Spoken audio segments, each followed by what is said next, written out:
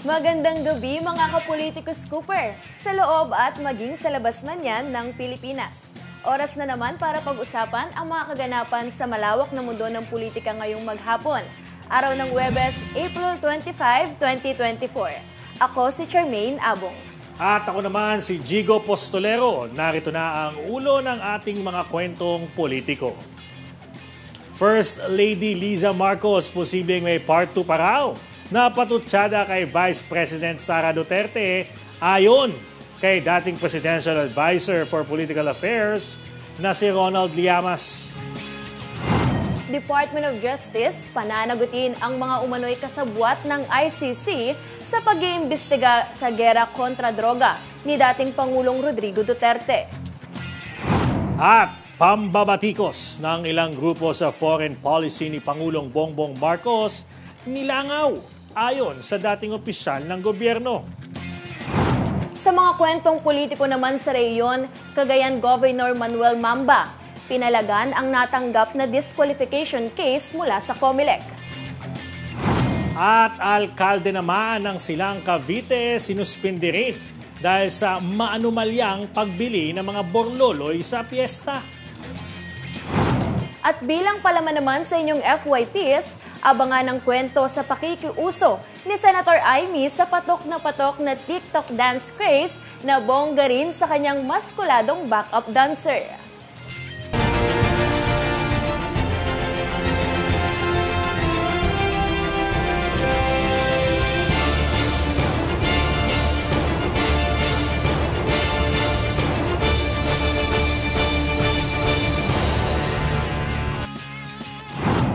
Sa detalye ng ating mga balita, asahan pa ang mga susunod na kabanata ng mga patutsada ni First Lady Liza Araneta Marcos.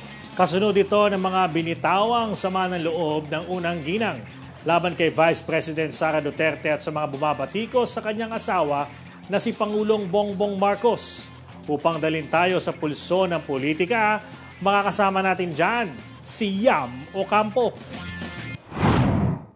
Naniniwala si dating Presidential Advisor for Political Affairs na si Ronald Llamas na patikim pa lamang ang mga patutsada ni First Lady Liza Araneta Marcos laban kay Vice President Sara Duterte. Sa panayam ng Politiscoop, sinabi ni Llamas na magpapatuloy ang world war dahil hanggang ngayon ay wala pa ring defense system para kay Pangulong Bongbong Marcos. Hindi katulad aniya ni dating Pangulong Rodrigo Duterte na may presidential spokesperson sa katauhan ni na Attorney Harry Roque at Attorney Salvador Panelo.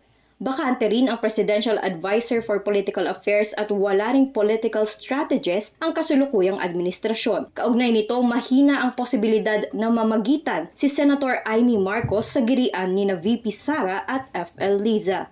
Tingin ko may hirapan yung first sister na mag-intervene.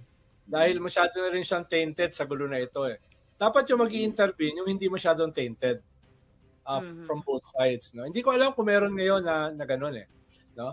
Ang interesting, Michael Ina, no? Sabi nga ni Michael, interested siya dun sa ano mangyayari dun sa usap ni Presidente at saka ni Vice President Sara. Actually, mas interested ako dun sa anong pag-uusap ni Presidente at ng kanyang First Lady. Ako, si Yam Ocampo, para sa Kwentong Politiko. Nagbabala ang Department of Justice na posibleng managot ang mga aktibong opisyal at tauhan ng pambansang pulisya na lumalahok sa investigasyon ng International Criminal Court sa giyera kontra droga noong Duterte administration. Kaugnay ng balitang yan, makakasama natin dyan si Eileen Taliping. Posibleng managot ang mga aktibong opisyal at tauhan ng Philippine National Police na nakipagtulungan sa International Criminal Court kaugnay sa iniimbestigahang war on drugs sa ilalim ng Duterte administration. Ito ang inihayag sa press briefing sa Malacanang ni Department of Justice Assistant Secretary Jose Dominic Clavano IV kasunod ng pahayag ni dating Senador Antonio Trillanes IV na 50 mga dati at kasalukuyang police officials ang nakausap na umano ng ICC kaugnay sa reklamong crime against humanity laban kay dating Pangulong Rodrigo Duterte. Ayon kay Clavano, ipinagbabawal sa lahat ng mga nasa gobyerno na makipag-usap o makipagtulungan sa ICC, kaya kapag mayroong sumuway nito ay mananagot at mahaharap sa asunto. Malinaan niya ang paninindigan ni Pangulong Ferdinand Marcos Jr. na hindi kinikilala ng gobyerno ang ICC dahil umiiral ang proseso ng batas at hustisya sa Pilipinas. Ang reklamo laban kay Duterte at mga dating opisyal ng PNP ay nag-ugat sa umano'y extrajudicial killing sa bansa dahil sa inilunsad nitong drug war noong panahon ng kanyang administrasyon. Ito si Eileen Taliping para sa Kwentong Politiko. Patuloy na ilalaban ni Senator Robin Padilla ang panukalang charter change sa pamamaraan ng Constitutional Convention upang amyendahan ang ilang economic at political provision ng ating saligang batas. Upang dalhin tayo sa pulso ng politika, makakasama natin dyan si Raymond Tinaza. Nakahanda si Senator Robin Padilla na isulong ang Constitutional Convention o CONCON para amyendahan ang ilang economic at political provisions ng saligang batas. Sinabi ni Padilla, Chairman ng Senate Committee on Constitutional Amendments and Revision of Codes, hihingi siya ng tulong sa dalawang dating Finance Secretary para tiyaking hindi masyadong magastos ang CONCON. Kaugnay nito, balak ni Padilla na ihain ang bagong resolusyon para rito sa susunod na linggo. Ayon kay Padilla, kailangan ng isabay ang pagbabago sa economic at political provisions matapos iginiit ng ilang dumalo sa pagdinig ng kanyang komite na may problema ang ilang probisyon ng 1987 Konstitusyon. Isa rito ang panawagan ng mga konsehal na kailangang 5 taon ang termino ng lokal na opisyal sa halip na 3 para may sapat na panahong ipatupad ang kanilang mga programa. Kabilang umano, sa hihinga ng tulong ni Padilla, sina dating Finance Secretaries Margarito Tebes at Romulo Neri para tiyaking hindi sobrang laki ang gastusin sa CONCON. Iginiit ni Padilla na gaya ng sinabi ng mga eksperto, malinaw na luma na ang ating saligang batas at hindi na umano naangkop sa panahon ngayon. Baguhin na muna namin itong aming resolution at isusulong ko na lang ang CONCON. Kasi parang palaki po ng palaki pa. Lumalaki yung scope eh. Kasi habang nakakausap mo yung mga export, marami silang mga input, marami kang naririnig na talagang itong ating 1987 na Constitution. Ako, si Raymond Tinaza, para sa Kwentong Politiko. Suportado ng Union of Local Authorities of the Philippines ang sinusulong na pag-extend ng termino sa 5 taon ng ilang opisyal ng gobyerno.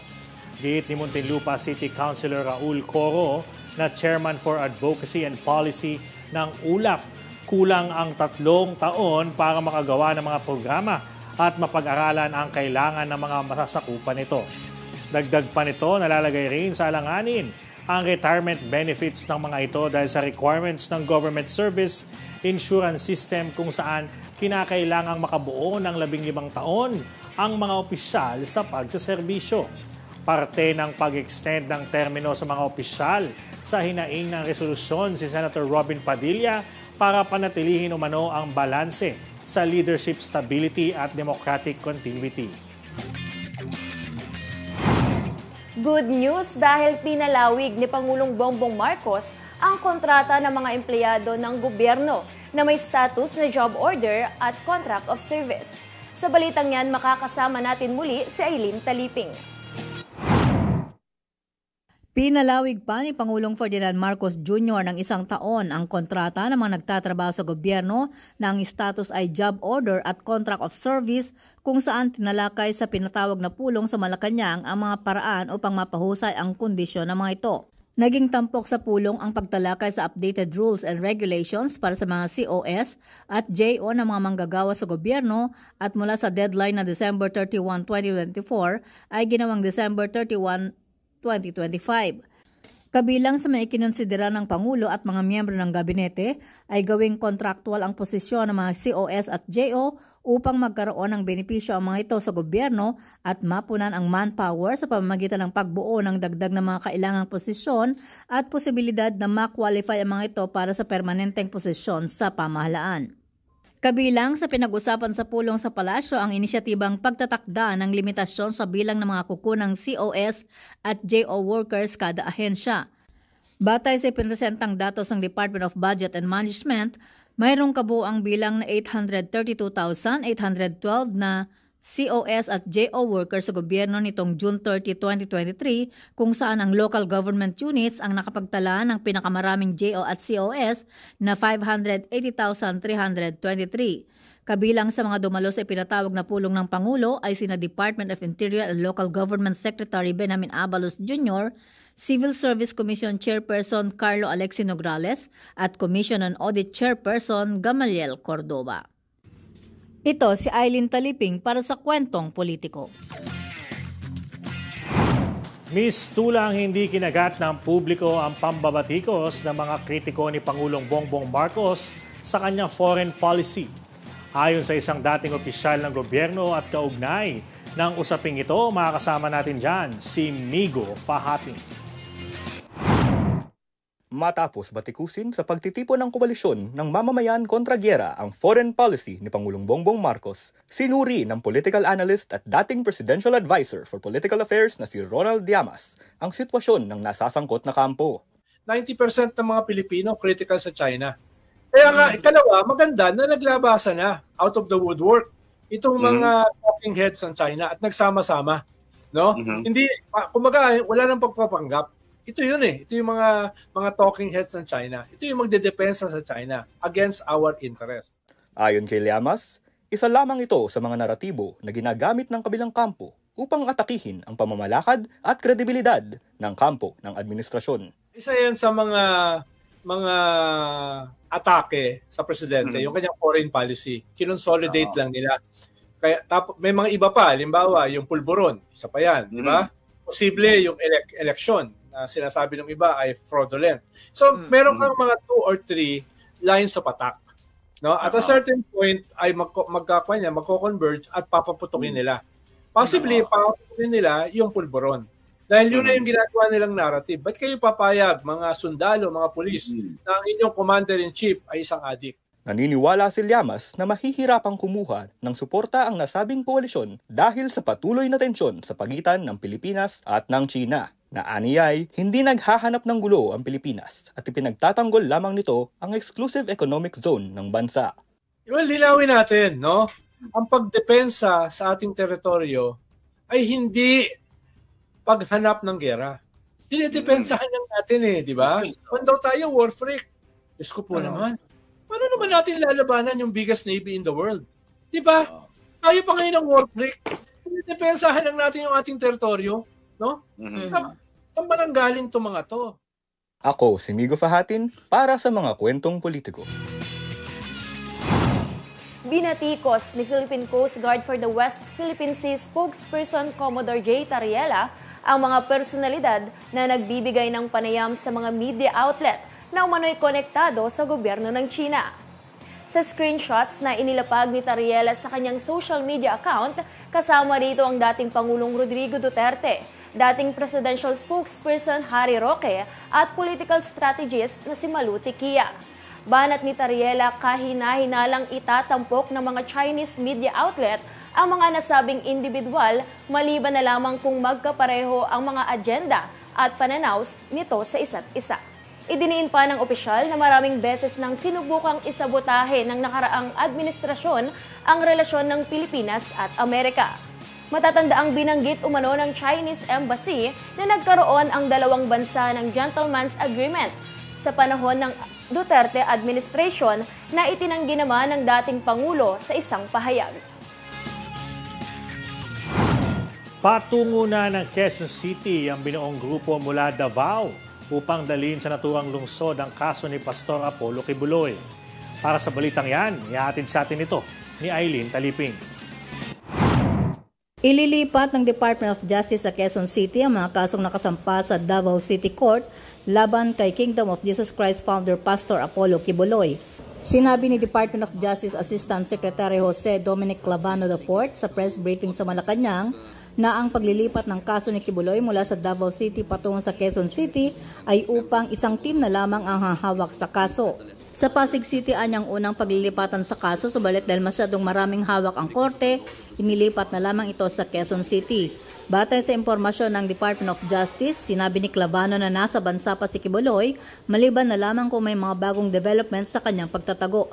Hinimok ng opisyal si Kibuloy na magpakita sa korte upang sagutin ang mga akusasyon laban sa kanya na child abuse at qualified trafficking. Nagpapatuloy niya ang paghahanap ng mga otoridad kay Kibuloy upang maaresto ito batay sa warrants of arrest na inisyo ng korte. Ito si Aileen Taliping para sa Kwentong Politiko.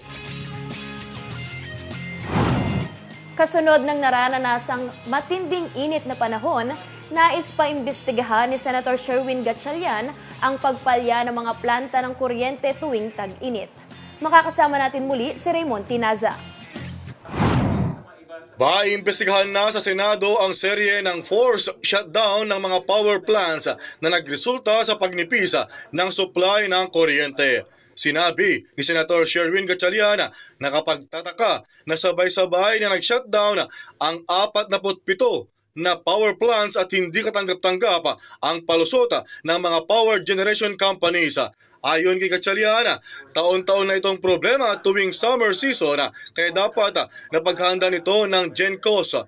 Nakapagtataka rin daw na nagkaka-brown out na nga, tumaas pa ang singilin sa kuryente.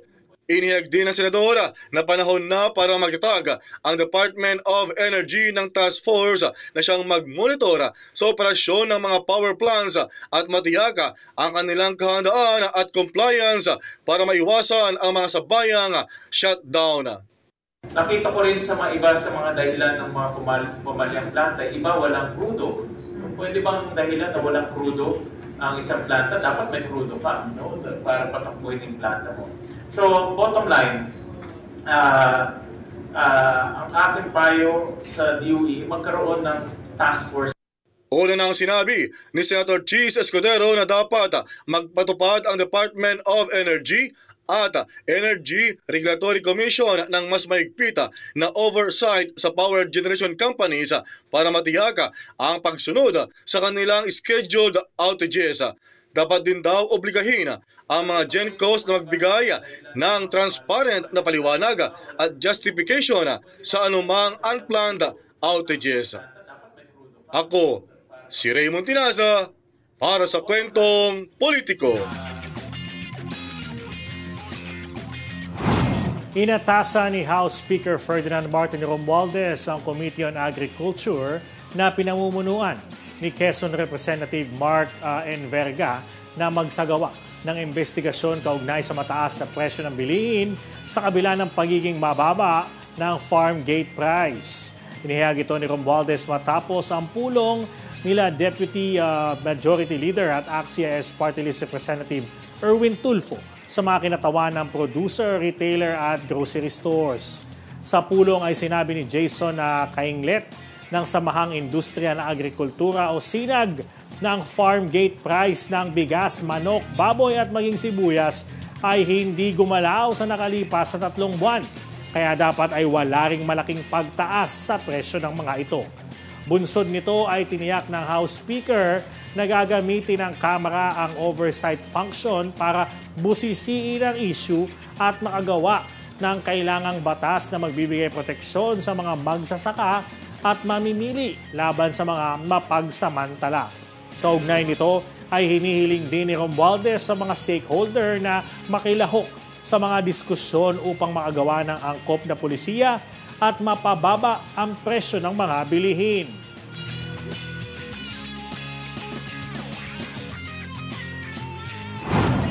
Sa aming pagbabalik, MMDA Acting Chairman Romando Artes tinutulan ang panukalang pasingitin ang mga UV at truck sa EDSA bus lane.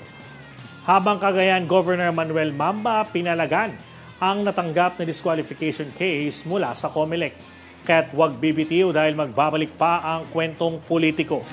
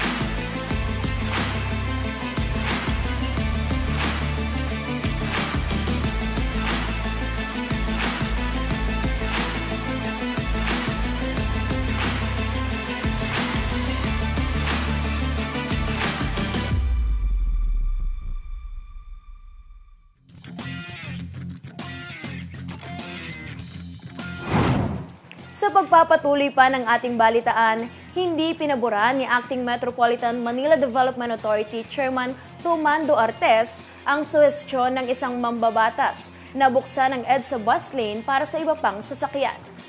Ito'y matapos iminungkahi ni bagong henerasyon Party List Representative Bernadette Herrera na isama ang mga UB Express vans at cargo trucks sa mga otorisadong gumamit ng naturang bus lane. Agad namang tinanggihan ni Artes ang proposal ng mambabatas at nanindigang eksklusibo pa rin ito para sa mga bus. Git pa niya, ang pagdagdag ng mga otorisadong sasakyan ay magre-resulta lamang sa traffic na taliwas sa layunin ng EDSA bus lane na pagaanin ang biyahe ng mga commuter. Samantala, itinuturong dahilan ng MMDA ang pabago-bagong takbo ng panahon sa pagtanggal nila ng bicycle lane sa EDSA. Pagkaklaro ni Artes, tuloy pa rin ang pag-aaral ng ahensya sa magiging kapalaran ng mga EDSA bikes lanes sa kabila ng desisyong ito. Tinukoy ng pamahalaan ang 3 lugar sa bansa at natalamak ang pang-aabuso sa mga kabataan sa online o sa internet. Kasunod ito ng pangkondena ni Pangulong Bongbong Marcos sa paglipana ng mga naturang insidente. Muling nagbabalita si Eileen Taliping sa detalye. 3 lugar sa Pilipinas ang natukoy na pinakamaraming naitalang kaso ng online sexual abuse of exploitation of children at child sexual abuse or exploitation materials. Sa press briefing sa Malacanang, tinukoy ang mga lugar ng Cagayan de Oro, Iligan at Taguig City kung saan talamak ang online sexual abuse at child sexual abuse. Sinabi ni Atty. Margarita Magsaysay ng Department of Justice na target ng mga biktima ay mga batang mahihirap at madaling masilaw sa kinang ng pera, kaya iniutos ni Pangulong Ferdinand Marcos Jr. na palakasin pa ang kampanya laban sa online sexual abuse at child sexual abuse or exploitation materials.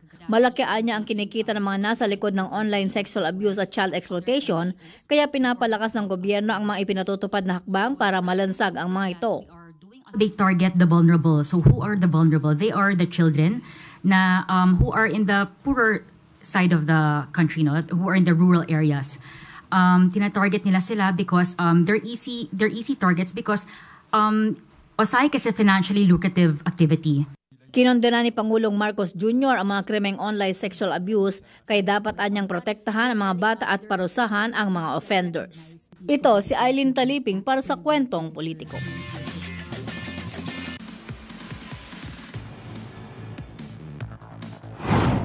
At para naman sa ating mga kwentong politiko sa reyon, makakasama natin dyan si Marie Hamisola. Narito na ang mga kwentong politiko sa rehiyon, kaya't simulan na natin yan sa Cagayan Valley. Tatapatan ng motion for reconsideration ni Cagayan Governor Manuel Mamba para iapela ang disqualification order ng COMELEC 1st Division. Ito'y matapos bawiin ng COMELEC ang nauna nilang desisyon at i-disqualify si Mamba bilang nanalong gobernador ng probinsya ng Cagayan noong 2022 elections. Giit ng COMELEC, matibay raw ang ebidensya na naglabas ng public funds si Mamba noong kasagsagan ng campaign period na mahigpit na ipinagbabawal sa COMELEC Resolution No. 10747. Sa kabila niyan, mananatili pa rin si Mamba bilang gobernador ng probinsya hanggat wala pang pinal na desisyon ng poll body. Umapela naman si Mamba sa mga taga-Cagayan na kumalma lang dahil handa naman siyang harapin ang lahat ng gawa-gawang asunto ng kanyang mga kalaban sa politika. Samantala sa Calabarzon, nang dahil sa burloloy sa piyesta, sinuspende ng 6 na buwan sa serbisyo si Silang Cavite Mayor Alston Kevin Anarna na siyang nag-ugat sa maanumalyang pagbili ng alkalde ng mga bulaklak at iba pang materyales na ginamit raw sa piyesta ng kanilang bayan. Maliban kay Anarna, suspendido rin ang Bids and Awards Committee Chairperson na si Nathaniel Anarna Jr. Ayon sa Office of the Ombudsman, batay sa resulta ng investigasyon, malakas ang ebidensya laban sa 2 opisyal para sa mga kasong grave misconduct, serious dishonesty, at conduct prejudicial to the best interest of the service. Batay kasi sa reklamo na isinampa ni Edgardo Arencon Bayan, binili raw ni na Mayor Arana ang mga bulaklak at string lights pagkatapos ng pista, na malinaw na paglabag sa Republic Act 9184 o Government Procurement Reform Act at 2016 Revised Implementing Rules and Regulations. Sa bahagi naman ng Western Visayas, kinilampag ni Bacolod City Mayor Albi Benitez sa mga punong barangay ng kanilang syudad na bumalangkas at magpasa ng kanya-kanyang transport plan para sa mga pedicab, e-bikes at tricycle sa susunod na buwan. Ayon kay Mayor Benitez, kasama na dyan ang detalye kung ilan at anong klaseng units ang kanilang kailangan, ruta at posibleng singil na pasahe. Ikinasaya ni Benitez kasunod ng pagdami umano ng mga hindi rehistrado at walang lisensyang mga driver na nagmamaneho ng e-bikes at e-trikes na hindi ligtas sa publiko at mga pasahero. Plano namang maglapag ng alkalde ng executive order para linawin ang mga regulasyon at polisiya sa pagmamaneho at paggamit ng mga ito. At sa Northern Mindanao, tinawag ni Bukidnon Representative Jonathan Kit Flores na makalumang kaisipan ng patakaran ng Philippine National Police kaugnay sa mga tattoo. Ayon kay Flores, hindi siya sang-ayon sa hakbang na ito ng PNP na ipagbawal sa mga pulis at gustong magpulis ang pagpapatato. Tila aniya isa itong stereotyping at pagiging bias sa mga taong may tattoo na hindi rin angkop ngayon 21st century. Wala rin ani Flores basehan sa batas ang bagong patakarang ito ng PNP, kaya't hindi tamang gawin itong proxy o indicator ng good moral conduct. Pagbibigay din pa ng mambabatas, ang mga tattoo ay walang kinalaman sa kakayahan at kasanayang kailangan para maging isang alagad ng batas. Sa makatuwid aniya, ang pagbabawal sa mga tattoo ay walang kaugnayan para sila'y i-disqualify. Habang sa National Capital Region, sa gitna ng mainit na usaping Chinese influx sa Cagayan Valley, tila pumoporma naman si Mayor Abby Binay na magkaroon ng kauna-unahang Spanish International School sa kanilang syudad. Ayon kay Binay, inaaral nila na magpatayo ng K-12 foreign school na kauna-unahan hindi lang sa Makati kundi sa buong bansa. Nabatid na nabuo ang nasabing balakin matapos ang kanya naging pulong sa mga opisyal ng Spanish Chamber of Commerce at mga kinatawan mula Spanish Educational Institution SEC Education Group. Ayon kay Mayor Binay, layo nitong bigyan daan ang pagpapaunlad ng palitan ng kultura at isulong ang pagpapahusay sa edukasyon. Ako si Mariha Misola para sa Kwentong Politiko. Samantala, i-ready na inyong FYPs dahil susunod na ang mga kwentong naglalaman ng kakaibang pakulo ng mga politiko. Abangan yan sa aming pagbabalik.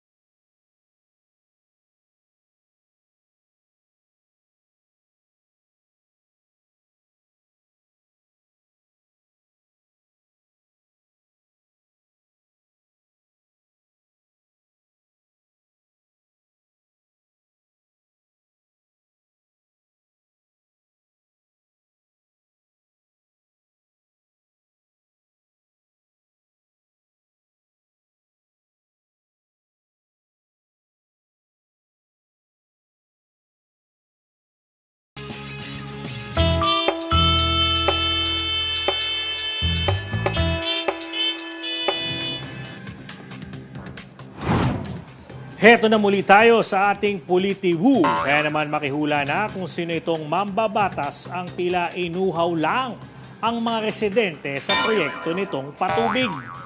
Ayon sa ating scooper, excited pa naman daw ang kababayan ni subject sa ipinapangakong linya ng malinis na tubig sa liblib na komunidad ng probinsya. Wow! Kung saan multi-million aniya ang pondong inilaan dito.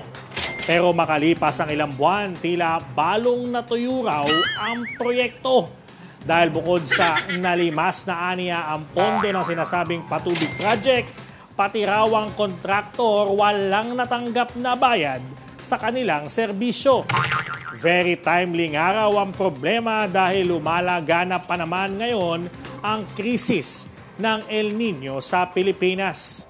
Kaya mga residente pahirapan humagilap ng tubig sa kanilang baryo. Ang masaklap pa rito, hindi mahagilap sa kanyang opisina ang mambabatas at maging sa mga sesyon na animoy missing in action rin ito. Clue, ang solon na sinasabing tinuyo ang pondo sa proyekto ay may katukayong gurang na entertainment star. Wow!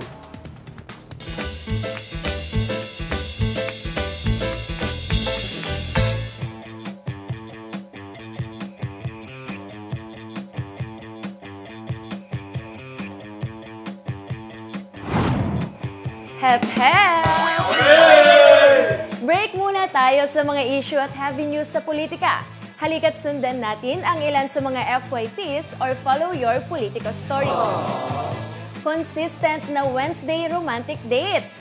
Yan ang tila simpleng ibinida ng first couple sa pagpapakita nila ng umaalab na unity sa gitna ng mga isyong ibinabato sa kanilang gobyerno. Wow! Sa latest update ng mag-asawang Marcos Jr., muling ipinasilip nito sa publiko ang tinawag nilang date night sa isang sosyal na steakhouse around BGC sa Gig. Sa naturang larawan, makikita ang Pangulo at unang ginang sa kanilang semi-neutral casual attire habang tila sinusulit ang ika nga nakaw na sandali. Kung saan sa comment section, lumutang naman ang aliw na pang-Aalaska ni Congressman Sandro sa food pic na in-upload ng kanyang mga magulang. Naika pa ng isang netizen, cute ng pagiging boomer ni PBBM at FL Liza. Samantala, speaking of food trips, dinayo naman ni Vice President Sara Duterte ang Nueva Vizcaya para tikman ang malasang Lechonan Festival ni Dupax del Norte Mayor Tim Cayton. Wow! Bilang paggugunitaan niya sa halos 3 siglong anibersaryo ng lugar, kung saan natunghayan ng Vice Presidente ang pagparada ng higit 80 litsyong baboy at baka. Sa Facebook, nagkalat ang ilang larawan ng Vice Presidente na game na isinubo ang malamang lechon ni Yorme na kinurot sa belly part ng isa niya sa top 3 best lechon na inihain sa kapistahan.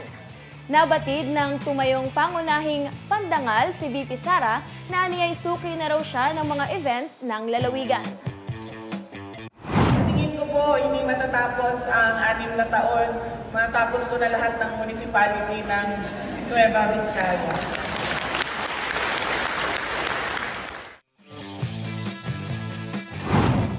At para naman sa mga fur parents, makirelate na sa kwentong Fur Babies ni Pangasinan 3rd District Representative Rachel Arenas, kung saan ibinida nito ang literal na nakakanginig at unexpected aniyang obra ng kanyang mga alagang sina Sprite at Goldie. Sa Facebook post ng mambabatas, ibinahagi niya ang larawan ng isang journal na animoy vintage style dahil sa gula-gulanit na kanto nito at ilang bakat ng pangil nila bantay. Ayon kay Arenas, pawang mga notes for request, concerns at resolution ng kanyang mga kababayan na karamihang nakasulat sa naturang notebook. At imbis magalit tulad ng ibang fur parents, mas nag-level up pa ang tila positivity and humor ng mambabatas. Wow! Nabiro niya sa kanyang mga anak, buti hindi napunit o nakagat ang number ni Crush. Samantala, karisma sa masa. Yan ang tila nakapagpakinang kay Senator Lito Lapid para mapabilang bilang isa sa endorser ng Republic Gas Corporation na siyang pagmamay-ari ni former Congressman Arnel T. Ayon kay Tis, swak na swak umano si Lapid na maging bahagi ng kanilang produkto, lalo't patok umano ito sa panlasa ng masa. Bukod pa ang pagsuporta ng senador sa LPG law na naglalayong palitan ng mga generic at dispalinghadong cylinders at mga tangke upang matiyak ang kaligtasan ng mga gumagamit nito. Wow! Kaya bilang endorser kasama ang iba pang Batang Quiapo star sa Mayo, asahang makikita na raw ang mukha ni Lapid sa mga billboard at iba pang outdoor advertising platforms ng naturang produkto.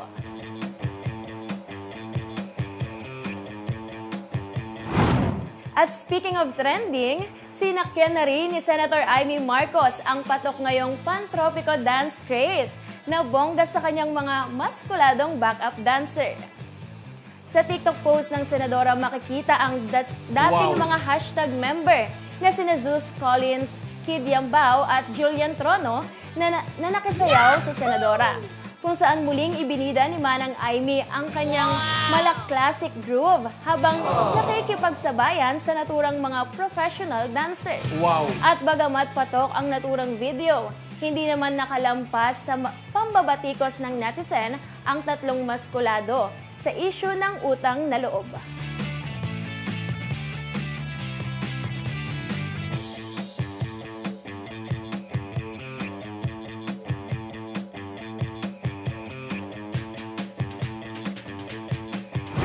Yan ba yung sinasayaw mo kanina, binibida? Feeling Bini member. Okay. Si Senator Amy pwedeng maging 9th member ng Bini. Ayaw. Wow. Okay. Yes, yan muna ang mga balitang aming nakalap sa buong maghapon. Ako si Charmaine Abong. At ako naman si Jigo Postolero. Magkita-kita muli tayo bukas. Alas 8 pa rin ng gabi para sa walang humpay na kwentuang pampolitiko. Muli magandang gabi.